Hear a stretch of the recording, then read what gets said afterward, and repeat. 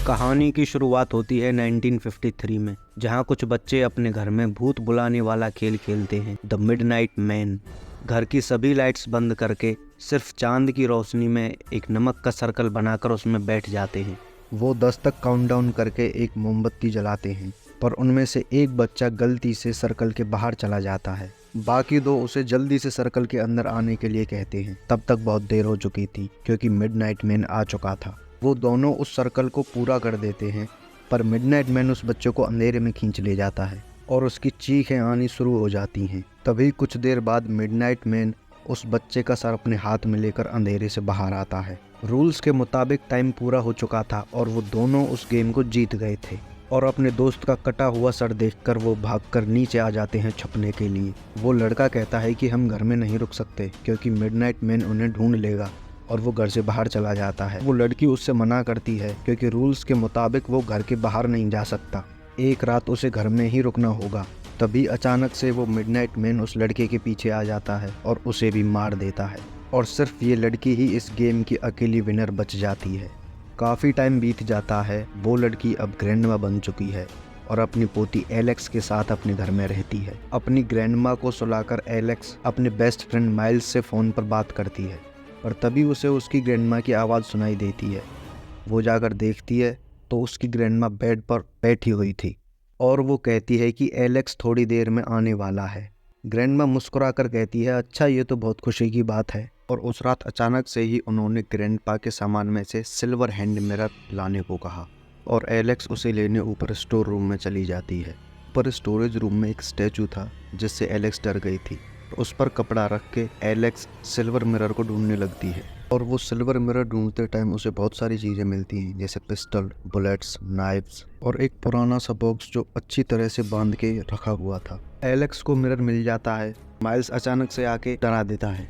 Alex miles को वो सारी चीज़ें दिखाती है जो उसे मिली थी, और वो दोनों फिर उस बॉक्स को खोल देते हैं, और उसमें उन्हें मिलता है एक सॉल्ट शेकर, कैंडल्स, पेंसिल, एक लिस्ट जिस पर कुछ नाम लिखे थे। सभी नाम के आगे एक एक खून की बूंद थी, और कुछ फोटोज भी मिले उनकी ग्रैंडमा के बचपन के और उनके दोस्तों के। सभी के फोटोज के पीछे वो चीजें लिखी हुई थी जिनसे वो डरते थे। और तभी वहाँ अचानक से ग्रैंडमा आ जाती है और चिल्ला के कहती है, तुमने गेम स्टार्ट कर दिया। बस इतना कहकर बेहोश होकर गिर जाती है। एलेक्स अपने फैमिली डॉक्टर मुस्टेस को बुलाती है और एलेक्स उन्हें सारी बात बताती है, कैसे उनकी माँ ऊपर चिल्ला के अचानक से बेहोश हो गई थी।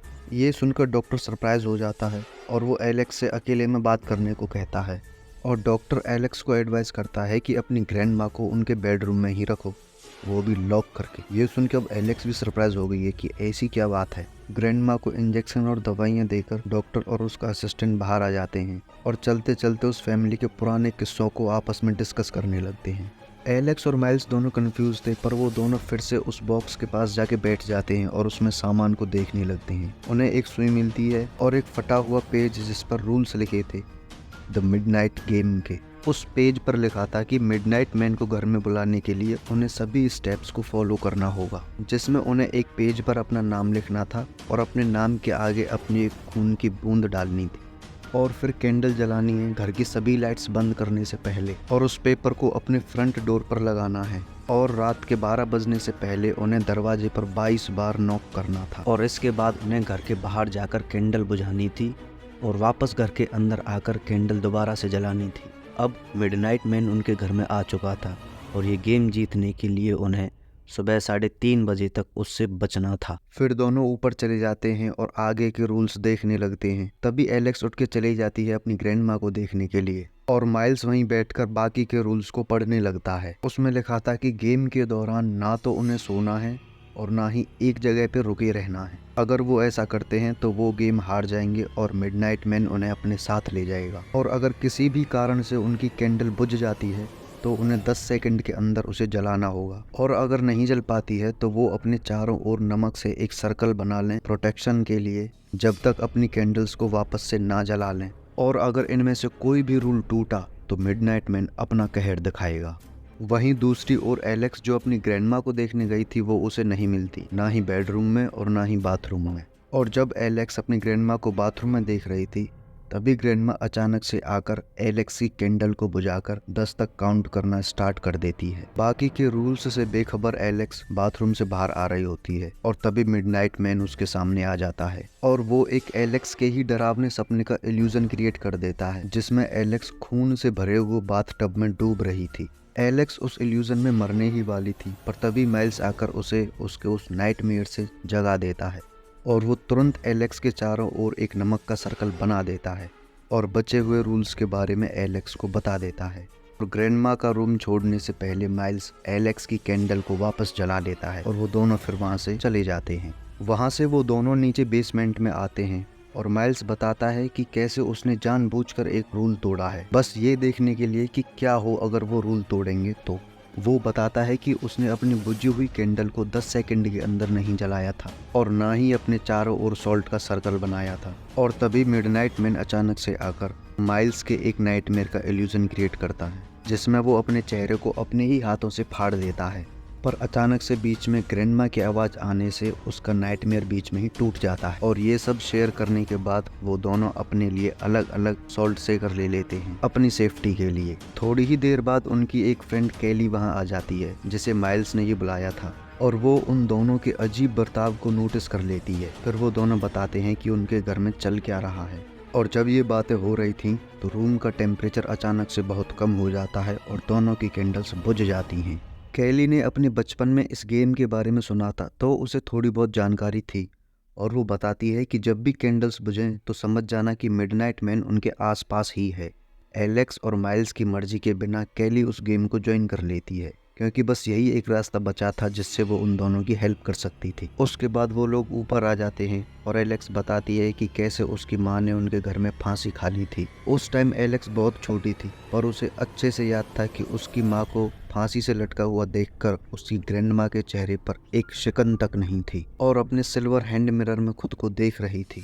और एलेक्स उन दोनों को बताती है कि शायद उसकी ग्रैंडमा ने उसे जानबूझकर सिल्वर मिरर लेने को भेजा था, जिससे मैं ऊपर आके ये गेम स्टार्ट कर दूं, जैसा उन्होंने मेरी माँ के साथ किया। शायद एलेक्स की माँ वो गेम हार गई थी और उसकी ग्रैंडमा को ये सारी बातें पता थी। एलेक्स वो सिल्वर मिरर लेकर उसका सीक्रेट जानने की कोशिश करती है और कोने में उसे मिडनाइट मैन दिख जाता है और वो उन दोनों को तुरंत बता देती है। वो उसे नॉर्मल आंखों से नहीं देख सकते, सिर्फ मिरर से ही देखा जा सकता था। तभी रूम का टेम्परेचर कम हो जाता है और उन तीनों की कैंडल्स बुझ जाती हैं। 10 सेकंड के अंदर अपनी अपनी कैंडल्स को दोबारा जला लेते हैं, पर टपकती हुई छत की वजह से कैली की कैंडल दोबारा बुझ जाती है। माइल्स दोबारा जलाने की कोशिश करता है पर गीले हो जाने की वजह से कैंडल नहीं जल पाती। कैली की सेफ्टी के लिए उसके चारों ओर एक नमक का सर्कल बनाकर दूसरी कैंडल ढूंढने के लिए चले जाते हैं। कैली को साफ साफ कह के जाते हैं कि जब तक वो वापस ना आ जाएं, सर्कल के बाहर कदम मत रख देना किसी भी कीमत पर सारी कैंडल्स मानो अचानक से कहीं गायब हो गई हों, उन्हें एक भी नहीं मिल पाती पूरे घर में। वो दोनों कैली के पास वापस जा रहे होते हैं, तभी अचानक से डॉक्टर मस्टैश वहाँ आ जाता है और वो उन्हें बताता है कि इस गेम के दौरान वो दूसरी कैंडल यूज़ नहीं कर सकते। जो कैंडल्स स्टार्टिंग में ली थी वो ही रहेंगी एंड तक, और कैली को बचाने के लिए भी अब बहुत देर हो चुकी है, कुछ नहीं किया जा सकता। फाइनली डॉक्टर मस्टैश बताता है कि 1953 में वो उस गेम का हिस्सा तो नहीं था, पर उस टाइम वो घर में ही था। एलेक्स की ग्रैंडमा ने उसे खेलने के लिए बुलाया तो था, पर उसे खेलने नहीं दिया क्योंकि वो उनके फ्रेंड ग्रुप में सबसे छोटा और मासूम सा बच्चा था और एलेक्स की ग्रैंडमा उस गेम की अकेली सर्वाइवर विनर थी और वो इस गेम को बार बार खेलती ही रही बिना ये सोचे समझे कि इसका परिणाम क्या होगा। और वो कहता है कि अभी के लिए बस इतना समझो कि मिडनाइट मैन एक किलर है और उनकी ग्रैंडमा उसे प्लेयर सप्लाई करती है उसके मारने के लिए, और वो ऐसा क्यों करती है ये मुझे भी नहीं पता। और डॉक्टर उन्हें मिडनाइट मैन की क्रूरता के बारे में बताता है कि चाहे बड़े हों या बच्चे, वो सबको मार देता है और वो अपने फ़ायदे के लिए गेम के रूल्स को भी बदल लेता है। इन शॉर्ट वो चीटिंग भी कर सकता है तुम्हें मारने के लिए, तो इसीलिए उन्हें इस गेम को ही ख़त्म करना होगा। और दूसरी तरफ कैली बहुत बहादुरी से मिडनाइट मैन का सामना करती है और कहती है कि वो उसका कुछ भी नहीं बिगाड़ सकता जब तक वो इस सर्कल के अंदर है। मिडनाइट मैन अंधेरे से बाहर आकर वहाँ रखी एक पानी की बाल्टी में छेद कर देता है जिससे सॉल्ट का सर्कल मिट सके, पर कैली बहुत होशियार थी, वो वहाँ रखे एक गमले में से मिट्टी निकालकर अपने सर्कल के आगे लगा देती है। इससे मिडनाइट मैन इम्प्रेस तो हो जाता है, पर गुस्से में आकर पूरी बाल्टी को एक ही बार में फोड़ देता है जिससे सॉल्ट सर्कल एक साथ बह जाता है। अब मिडनाइट मैन कैली के नाइटमेयर्स को देख सकता है क्योंकि उसके पास अब कोई भी प्रोटेक्शन नहीं बची जो कि उसके बचपन से जुड़ा हुआ था, जिसमें कैली ने एक खरगोश को उसका गला काट कर मार दिया था। और वो उसी नाइटमेयर के बहुत डरावने इल्यूजन्स कैली को दिखाने लगता है, जिसकी वजह से कैली खुद का ही गला काट कर मर जाती है। डॉक्टर उन्हें ऊपर जाने की सलाह देता है पर वो दोनों वापस कैली के पास जाने की जिद करते हैं और वो कैली को मरा हुआ पाते हैं। वहां से वो तीनों ऊपर आ जाते हैं और एलेक्स पुरानी फोटोज को देखने लगती है। उनमें उसे उसकी माँ की फोटो भी मिलती है जिसके पीछे लिखा था कि उसे ऊंचाई से डर लगता था और उसकी माँ ने फांसी खाई थी। इससे पता चलता है कि एलेक्स की ग्रैंड माँ ने अपनी ही बेटी को मिडनाइट मैन को सप्लाई कर दिया था। डॉक्टर के कहने पर माइल्स नमक का सर्कल अपने चारों ओर बना लेता है। तभी वहाँ ग्रैंडमा आ जाती है और वो डॉक्टर उनसे बहुत रिक्वेस्ट करता है कि कैसे उनके इस पागलपन में मासूम लोगों की जानें जा रही हैं। और वो डॉक्टर उन्हें बताता है कि जब से एलेक्स की ग्रैंडमा उस गेम की विनर बनी है तब से वो उस मिडनाइट मैन से जुड़ चुकी थी हमेशा के लिए, और इसी तरह से लोगों से गेम स्टार्ट करा के उन्हें मिडनाइट मैन को सौंप देती थी मारने के लिए। तभी उनकी कैंडल्स बुझ जाती हैं, मतलब मिडनाइट मैन पास में ही था। वो फिर से जलाने की कोशिश करते हैं पर माचिस में सिर्फ एक ही तीली बची थी। उन दोनों को डॉक्टर की चिंता होती है पर वो कहता है कि मैं इस गेम का हिस्सा नहीं हूँ तो मुझे कोई खतरा भी नहीं है। मिडनाइट मैन खुद डॉक्टर को नहीं मार सकता था पर वो ग्रैंडमा को मैनिपुलेट करके उससे डॉक्टर को मरवा देता है। और ये सब अपनी आंखों के आगे देखकर एलेक्स अपनी ग्रैंडमा को गोली मार देती है और मिडनाइट मैन खुद को उन दोनों के सामने ले आता है। पूरे घर में सिर्फ घड़ी के चलने की आवाज़ सुनाई देती है।